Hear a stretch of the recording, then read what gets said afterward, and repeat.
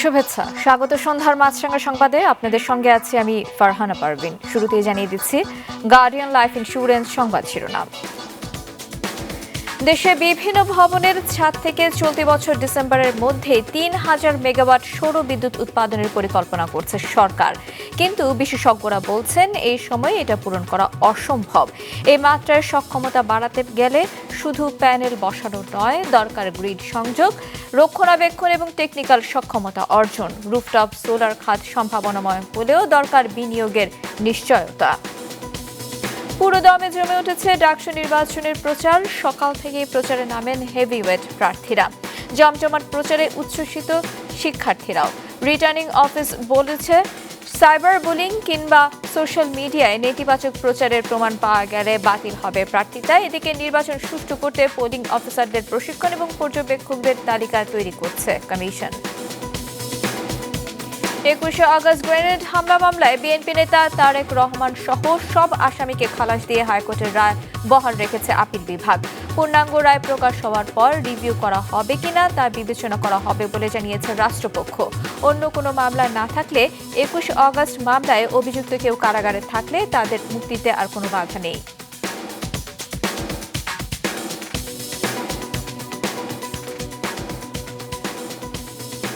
শুনছিলেন শিরোনাম। ঠিক আমার মতোই কোয়ালিটিতে কোনো ছাড় দেয় না। ৭টি দেশের সেরা খামার থেকে আসে ম্যাগি নুডলসের ময়দা। মা হিসেবে এটাই আমার জন্য গিফট। এবার বিস্তারিত। বাংলাদেশে বিভিন্ন ভবনের ছাদে সৌরবিদ্যুৎ উৎপাদনের বড় পরিকল্পনা করছে সরকার। লক্ষ্য চলতি বছর ডিসেম্বরের মধ্যেই ৩,০০০ মেগাওয়াট। কিন্তু বাস্তবতা বলছে এই সময় তা পূরণ এক প্রকার অসম্ভব। আন্তর্জাতিক জ্বালানি গবেষণা সংস্থা থেকে শুরু করে দেশের বিশেষজ্ঞ এবং খাত সংশ্লিষ্টরা একে দেখছেন বড় চ্যালেঞ্জ হিসেবে। জাহেদ সালেমের রিপোর্ট। চলতি বছরের জুনে নবায়নযোগ্য জ্বালানি নীতিমালা সংশোধন করে ২০৩০ সালের মধ্যে দেশের মোট বিদ্যুতের ২০% এবং ২০৪০ সালের মধ্যে ৩০% নবায়নযোগ্য উৎস থেকে উৎপাদনের লক্ষ্য নির্ধারণ করা হয়েছে, যার অংশ হিসেবে এই বছরের ডিসেম্বরের মধ্যে দেশের বিভিন্ন ভবনের ছাদ থেকে ৩,০০০ মেগাওয়াট সৌরবিদ্যুৎ পাওয়ার লক্ষ্যমাত্রা সরকারের। আমাদের এই কর্মসূচিটা আমি বিশ্বাস করি যে এটা একটা যুগান্তকারী পদক্ষেপ সরকারের, যেটা দিয়ে আমরা আসলে একটা বড় ধরনের পরিবর্তন আনতে পারবো বিদ্যুৎ উৎপাদনের ক্ষেত্রে। তবে বাস্তব চিত্র ভিন্ন। Institute for energy economics and financial analysis বলছে ২০০৮ সালে পরীক্ষামূলক রুফটপ সৌরবিদ্যুৎ প্রকল্প শুরু হলেও ১৭ বছরে তার সক্ষমতা দাঁড়িয়েছে মাত্র ২৪৫ মেগাওয়াট। এর মধ্যে ২০০ মেগাওয়াটের বেশি প্যানেল বসানো হয়েছে ২০১৮ থেকে ২৫-এর মধ্যে। এমন বাস্তবতায় আগামী ৪ মাসে ৩,০০০ মেগাওয়াট লক্ষ্যমাত্রা অর্জন অত্যন্ত কঠিন হবে। আমরা যদি এই ৬ মাসের কম সময়ে ৩,০০০ মেগাওয়াট করতে চাই, তাহলে আমাদের ইফোর্টটা বাড়াতে হবে ১২ গুণ বা তারও বেশি। সেটা একটা বড় চ্যালেঞ্জ টাইম লাইন হিসেবে। অন্যদিকে আমরা যদি চিন্তা করি যে স্থাপনাগুলো এই প্রজেক্ট করা হবে, সেটা হচ্ছে সরকারি অফিস, স্কুল, কলেজ, মাদ্রাসা এবং হাসপাতাল, এই ভবনের ছাদগুলোতে। তো আমরা তো এটা নেট মিটারিংয়ে যেহেতু হবে, কাজে স্যাংশন লোড একটি বড় ব্যাপার। তো বিভিন্ন অ্যানালাইসিস করে দেখা যাচ্ছে যে এই স্থাপনাগুলোতে খুব সম্ভবত ৩,০০০ মেগাওয়াটের স্যাংশন লোড নেই, তার চেয়ে কম আছে। কাজেই আমার যতটুকু স্যাংশন লোড আছে তার চেয়ে বেশি তো আমি করতে পারবো না। কাজে এক্ষেত্রে ৩,০০০ মেগাওয়াট এখান থেকে পাওয়ার সম্ভাবনাটা খুবই ক্ষীণ। এই মাত্রায় সক্ষমতা বাড়াতে গেলে শুধু প্যানেল বসানো নয়, দরকার গ্রিড সংযোগ, রক্ষণাবেক্ষণ এবং টেকনিক্যাল সক্ষমতা। নইলে পুরো উদ্যোগই ঝুঁকির মুখে পড়বে বলে মনে করছেন দীর্ঘদিন ধরে রুফটপ সোলার নিয়ে কাজ করা শক্তি গবেষণা কেন্দ্রের এই পরিচালক। ৩,০০০ মেগাওয়াট কিন্তু আপনি যেটা বলেন বাংলাদেশের রেসপেক্টে কিন্তু অনেক। বাংলাদেশের এখনকার আমরা যদি ক্যাপাসিটি আমরা ধরি যে রাফলি আপনার ধরেন ১৫,০০০ মেগাওয়াটের মতো রাফলি আমার ম্যাক্সিমাম ডিমান্ড, সেটা আবার সন্ধ্যার পরে আসে।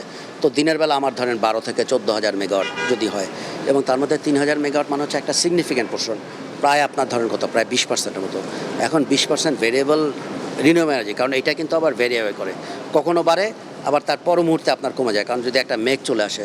এবং এই যে ভেরিয়েবিলিটি, এই ভেরিয়েবিলিটিগুলো কিন্তু আপনার গ্রিডকে আনস্টেবল করে ফেলে। আর্থিক বিনিয়োগকে এই পরিকল্পনার সবচেয়ে বড় চ্যালেঞ্জ হিসেবে দেখছে Bangladesh sustainable and renewable energy association. সংস্থাটি বলছে লক্ষ্যমাত্রা পূরণে বিপুল বিনিয়োগ প্রয়োজন হলেও তা কিভাবে আসবে তা অনিশ্চিত। বিনিয়োগ যদি একজন মানুষের টাকাও থাকে, তবুও তো সে হিসাব করবে তার ব্যাংকের ইন্টারেস্ট কত, তো সোলারে সে তো ইনভেস্ট করতে যাবে না যদি আপনার যদি ফাইন্যান্সিং অর্থাৎ যে ব্যাংকিং ফাইন্যান্সটা যদি ফেভারেবল কন্ডিশনে না থাকে। গবেষণা সংস্থাটির তথ্য অনুযায়ী রুফটপ সোলারের ক্ষেত্রে এখনও পিছিয়ে বাংলাদেশ, যেখানে ভারতে 18,000, পাকিস্তানে 15,000, শ্রীলঙ্কায় 1,500 মেগাওয়াট উৎপাদন হচ্ছে, সেখানে বাংলাদেশ 250 ঘরই পার হতে পারেনি। বিশেষজ্ঞ ও সংশ্লিষ্টরা বলছেন রুফটপ সোলার খাতটি বাংলাদেশের জন্য সম্ভাবনাময়, কিন্তু সেজন্য দরকার বিনিয়োগের নিশ্চয়তা, স্পষ্ট নীতিমালা এবং কার্যকর বাস্তবায়ন কাঠামো। জাহিদ সেলিম, মাছরাঙা সংবাদ, ঢাকা। মানবতা বিরোধী অপরাধে অভিযুক্ত কোনো ব্যক্তির বিরুদ্ধে আনুষ্ঠানিক অভিযোগ গঠন করা হলে তিনি জনপ্রতিনিধি অথবা সরকারি কোনো পদ বা দায়িত্বে থাকতে পারবেন না। আজ প্রধান উপদেষ্টার সভাপতিত্বে অনুষ্ঠিত উপদেষ্টা পরিষদের সভায় এই সিদ্ধান্ত হয়।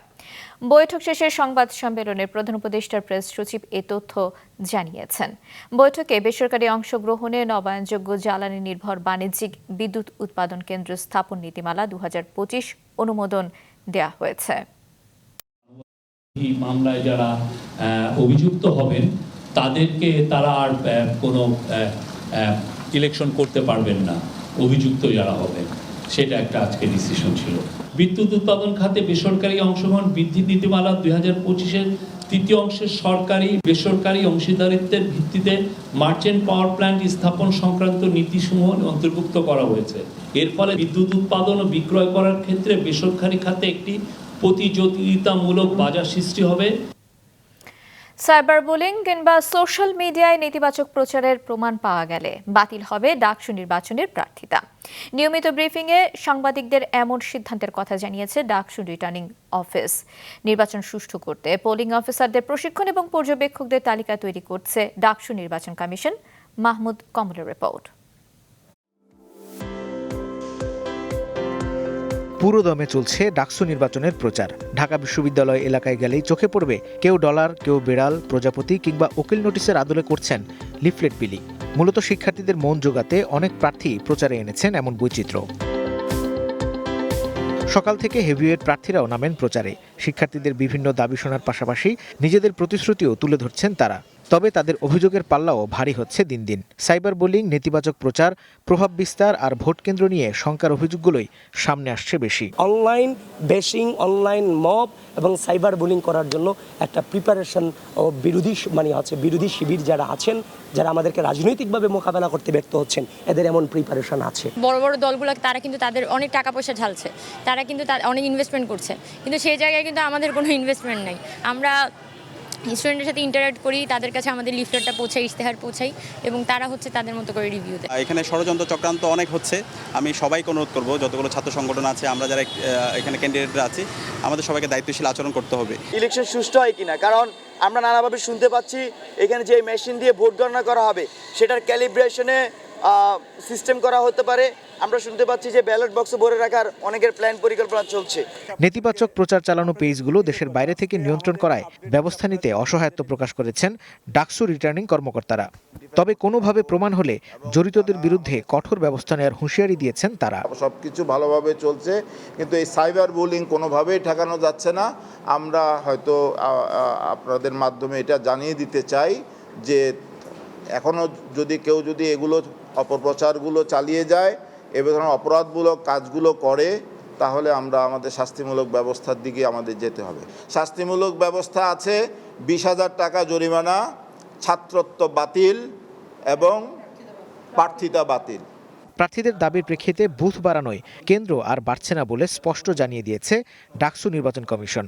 সুষ্ঠু নির্বাচনের জন্য আজ পুলিং অফিসারদের নিয়ে হয়েছে প্রশিক্ষণও। শিক্ষকদের নিয়ে তৈরি করা হচ্ছে পর্যবেক্ষণ প্যানেলও। মাহমুদ কমল, মাছরাঙা সংবাদ, ঢাকা। এখনও স্বাভাবিক হয়নি চট্টগ্রাম বিশ্ববিদ্যালয়ের পরিস্থিতি। অধিকার সচেতন শিক্ষার্থীবৃন্দ ব্যানারে শিক্ষার্থীদের একটি দল বিশ্ববিদ্যালয়ের প্রক্টোরিয়াল বডির পদত্যাগ চেয়ে আন্দোলনে নেমেছে। তারা প্রক্টর অফিসের সামনে বিক্ষোভ সমাবেশ এবং নানা স্লোগান দেয়। এ সময় তারা 7 দফা দাবি পেশ করে, যার মধ্যে রয়েছে আহতদের তালিকা প্রকাশ এবং প্রক্টোরিয়াল বডির প্রকাশ্যে ক্ষমা চাওয়া এবং পদত্যাগ। এর আগে সকালেও প্রক্টর ও সহকারী প্রক্টরের পদত্যাগ চেয়ে মিছিল করেছে বিশ্ববিদ্যালয়ের শিক্ষার্থীরা। তারা জানান, স্থানীয়দের বর্বরোচিত হামলার অবশ্যই সুষ্ঠু বিচার করতে হবে। এদিকে ৭ সেপ্টেম্বর থেকে পুরোদমে ক্লাস এবং পরীক্ষা চালু হবে বলে ঘোষণা দিয়েছে প্রশাসন। আজ ক্লাস খোলা থাকলেও শিক্ষার্থীরা ক্লাসে যায়নি। বহুল আলোচিত ২১ অগাস্ট গ্রেনেড হামলা মামলায় বিএনপির ভারপ্রাপ্ত চেয়ারম্যান তারেক রহমান সহ সব আসামিকে খালাস দিয়ে হাইকোর্টের রায় বহাল রেখেছে আপিল বিভাগ। এতে করে আসামিদের মুক্তি পেতে আর কোনো বাধাই রইল না। ২০০৪ সালের ২১শে আগস্ট রাজধানীর বঙ্গবন্ধু অ্যাভিনিউতে আওয়ামী লীগের সমাবেশে গ্রেনেড হামলায় ২৪ জন নিহত ও ৩ শতাধিক নেতাকর্মী আহত হয়। দীর্ঘ আইনি প্রক্রিয়া শেষে ২০১৮ সালের ১০ অক্টোবর ওই ঘটনায় করা হত্যা মামলায় ১৯ জনকে ফাঁসি এবং তারেক রহমান সহ ১৯ জনকে যাবজ্জীবন কারাদণ্ড দেন বিচারিক আদালত। রাজনৈতিক পট পরিবর্তনের পর গত বছর ১ ডিসেম্বর মামলাটির ডেথ রেফারেন্স ও আপিলের শুনানি শেষে সব আসামিদের খালাস দেয় হাইকোর্ট। এরপর রাষ্ট্রপক্ষ রায়ের বিরুদ্ধে আপিলের অনুমতি চেয়ে আবেদন করলে গত ১ জুন আপিলের অনুমতি দেওয়া হয়। সেই আপিলের শুনানি শেষে আজ রায় দিল প্রধান বিচারপতি ডক্টর সৈয়দ রেফাত আহমেদের নেতৃত্বাধীন ৬ বিচারপতির আপিল বেঞ্চ। রায়ে বিএনপির ভারপ্রাপ্ত চেয়ারম্যান তারেক রহমান সহ সব আসামিকে খালাস দিয়ে হাইকোর্টের রায় বহাল রেখেছে আপিল বিভাগ। আপিল এবং যে সমস্ত পিটিশন ছিল সবগুলো ডিসমিস হয়েছে, অর্থাৎ হাইকোর্ট বিভাগের যেই রায়, খালাসের যে রায়, সেটা বহাল আছে। কাজেই আমরা বলতে পারি যারা তারেক রহমান সাহেব সহ অন্যান্য যারা আছেন তারা এই মামলা থেকে বেকসুর খালাস। শেখ হাসিনা ওয়াজেদ তার রাজনৈতিক উদ্দেশ্যে ব্যক্তিগত জিঘাংসা থেকে জনাব তারেক রহমান সাহেবকে অন্যায়ভাবে এই মামলায় অন্তর্ভুক্ত করেছিলেন। আদালত বলেছেন এই স্বীকারোক্তিমূলক জবানবন্দিগুলো মোটেও নির্ভরযোগ্য নয়। জবানবন্দিগুলো আদায় করা হয়েছে নির্যাতন এবং নিপীড়ন করে। দ্বিতীয় কারণ বলেছেন যে স্বীকারোক্তিমূলক জবানবন্দিগুলো আদায় করার আগে কোনো ম্যাজিস্ট্রেটের আদেশে তাদেরকে পুলিশ কাস্টাডিতে নেওয়া হয়নি। এই হামলার ঘটনা নতুন করে সঠিক ও স্বাধীন তদন্ত করার বিষয়ে হাইকোর্ট যে পর্যবেক্ষণ দিয়েছিল আপিল বিভাগ তা বাতিল করে দিয়েছে। অবজারভেশন ছিল হাইকোর্টের যে মিনিস্ট্রি অফ হোমকে ডাইরেকশন দিয়েছিলেন যেন এটা প্রপারলি ইনভেস্টিগেট করা হয়। সেই ক্ষেত্রে বলছেন আপিল বিভাগ যে এটি সেপারেশন অফ পাওয়ার যে নীতি আছে এই নীতিকে ভায়োলেট করে। কি করবে সরকার এটি তাদের দায়িত্ব, কোর্ট সেটা ডিকটেট করবে না। এই জন্য সেখানেও বলেছেন এই অবজারভেশনগুলোকে এক্সপান্স করে দিয়েছেন। রাষ্ট্রপক্ষ জানিয়েছে রায় পূর্ণাঙ্গভাবে প্রকাশ হবার পর রিভিউ করা হবে কিনা তা বিবেচনা করা হবে। আমরা সিদ্ধান্ত করে নিব যে আমরা রিভিউতে যাব কিনা। রিভিউ যদি করার মতো থাকে স্টেট যাবে রিভিউ করবে, এটা লাস্ট স্টেজ আর কি। রিভিউ তো এরপরে কিছু নাই। আইনজীবীরা জানান অন্য কোনো মামলা না থাকলে ২১ আগস্ট মামলায় অভিযুক্ত কেউ কারাগারে থাকলে তাদের মুক্তিতে আর বাধা নেই। আনোয়ার হোসেন, মাছরাঙা সংবাদ, ঢাকা। নির্বাচনের স্বচ্ছতা আনতে ক্লাসরুমের ভেতরে নয়, খোলা মাঠে ভোটের আয়োজন করার মানসিকতা তৈরি করতে হবে বলে মন্তব্য করেছেন নির্বাচন কমিশনার বেগম তাহমিদা আহমদ। সকালে আগারগাঁওয়ে নির্বাচন ভবনে সাংবাদিক এবং নির্বাচন কমিশনারদের মধ্যে মতবিনিময় সভায় তিনি আরও বলেন, ভোটের সময় কোনো একটি অঘটন গণমাধ্যমে বারবার সম্প্রচারের ফলে সারা বিশ্বে খারাপ ধারণা তৈরি হয়। সভা শুরুতে গণমাধ্যম কর্মীরা জানান, সংসদ নির্বাচনকে সামনে রেখে সাংবাদিকদের জন্য যে আচরণবিধি তৈরি করা হয়েছে তা স্বাধীন সাংবাদিকতার পথ বন্ধ করে দেবে। গণমাধ্যমের সঙ্গে দীর্ঘদিনের আস্থার সংকট দূর করা জরুরি উল্লেখ করে নির্বাচন কমিশনার আনোয়ারুল ইসলাম বলেন, সুষ্ঠু নির্বাচনী পরিবেশ নিশ্চিতে সাংবাদিকদের ভূমিকা অপরিহার্য। নির্বাচন বানচালের ষড়যন্ত্রে লাভবান হবে শেখ হাসিনা আর দিল্লি, এমন মন্তব্য করছেন বিএনপি চেয়ারপারসনের উপদেষ্টা জয়নুল আবদিন ফারুক। জাতীয় প্রেস ক্লাবের সামনে এক প্রতিবাদ সভায় তিনি আরও বলেন, নির্বাচন বানচালের ষড়যন্ত্র জনগণ মেনে নেবে না। মতবিরোধ থাকলেও মুক্তিযুদ্ধ এবং দেশের সংবিধান নিয়ে কোনো কথা হবে না বলেও হুঁশিয়ার করেন এই বিএনপি নেতা। এদিকে জাতীয় প্রেস ক্লাব অডিটোরিয়ামে বাংলাদেশ জন অধিকার পার্টির আলোচনায় বিএনপির স্থায়ী কমিটির সদস্য আমির খসরু মাহমুদ চৌধুরী বলেছেন, শেখ হাসিনা চলে গেলেও দেশে এখনও স্বৈরাচারী মানসিকতা রয়ে গেছে। তিনি আরও বলেন, এক এক দলের এক এক দাবিতে গণভোট করতে গেলে এদেশে আর নির্বাচন হবে না। যদি কেউ বলে যে আমাদের এই দাবি না মানলে আমরা নির্বাচন করব না অথবা আমরা আন্দোলন করব, এটা হচ্ছে অগণতান্ত্রিক, এটা শেখ হাসিনার চিন্তার প্রতিফলন। আপনার দাবির উপর যদি গণভোট দিতে হয়, আমার দাবির উপর আরেকটা গণভোট হোক, আরো 10টা দাবির আরো 10টা দাবি আছে, সকলের গণভোট হোক, তো বাংলাদেশের জীবনে নির্বাচন আর হবে না। দেশ থেকে এখনও দুর্নীতি পুরোপুরি দূর হয়নি, তবে সেটি কম না বেশি তা এখনই বলা যাবে না, এমন মন্তব্য করেছেন ট্রান্সপারেন্সি ইন্টারন্যাশনাল টিআই এর চেয়ারম্যান ফ্রাঁসোয়া ভ্যালেরিয়া। দুপুরে টিআইবি কার্যালয়ে আয়োজিত সংবাদ সম্মেলনে তিনি আরও বলেন, যেসব দুর্নীতির মামলায় ক্ষমতাবান এবং প্রভাবশালী ব্যক্তিরা অন্তর্ভুক্ত তাদের যথাযথ বিচার করে দৃষ্টান্ত স্থাপন করতে হবে। যেসব দেশ এই বিষয়টি নিশ্চিত করতে পেরেছে তারা দুর্নীতির ধারণার সূচকে ভালো স্কোর করতে সক্ষম হয়েছে। এ সময় আওয়ামী লীগ সরকারের সময় পাচার হওয়া প্রায় $240 বিলিয়ন ফেরাতে টিআই সহযোগিতা করছে বলে জানান সংস্থাটির চেয়ারম্যান। আর সামনে টাকা পাচার রোধে পাচারের সব পথ বন্ধ করার পরামর্শ দেন টিআইবির নির্বাহী পরিচালক ইফতেখারুজ্জামান। নিরাপদ ও টেকসই কেবল নিয়ে নতুন যাত্রা শুরু করল আকিজ কেবল, যা আকিজ ভেঞ্চার গ্রুপের নতুন সংযোজন। দুপুরে আকিজ হাউসের নতুন ব্র্যান্ড এর উদ্বোধন করেন আকিজ গ্রুপের প্রতিষ্ঠাতা মরহুম শেখ আকিজ উদ্দিনের সহধর্মিণী মনোয়ারা বেগম। এ সময় আকিজ ভেঞ্চার গ্রুপের চেয়ারম্যান শেখ শামীম উদ্দিন জানান, খুব শীঘ্রই আকিজ কেবলস বাজারে আনতে যাচ্ছে medium voltage, high voltage, super enamel, telecommunications এবং অপটিক্যাল ফাইবার কেবল। বক্তারা বলেন, আকিজ গ্রুপের প্রতিটি উদ্যোগের মূল লক্ষ্য গ্রাহকের আস্থা অর্জন করা।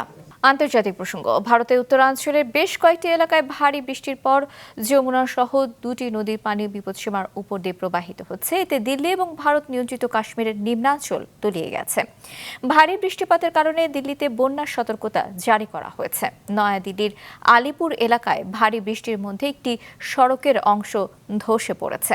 নদী তীরবর্তী এলাকায় পানি ঢুকে পড়েছে সড়ক, বাড়িঘর এবং ত্রাণ কেন্দ্রগুলোতে। এসব ত্রাণ কেন্দ্রে এরই মধ্যে বাস্তুচ্যুত মানুষ আশ্রয় নিয়েছিলেন। এদিকে বৃহস্পতিবার ভারী বৃষ্টিপাতের ফলে যমুনা নদীর ক্রমবর্ধমান পানির চাপ মোকাবেলায় সরকার সম্পূর্ণ প্রস্তুত এবং পরিস্থিতি নিয়ন্ত্রণে রয়েছে বলে জানিয়েছে কর্তৃপক্ষ। সন্ধ্যার সংবাদ শেষ করছে, যাবার আগে গার্ডিয়ান লাইফ ইন্স্যুরেন্স সংবাদ শিরোনামগুলো আরও একবার।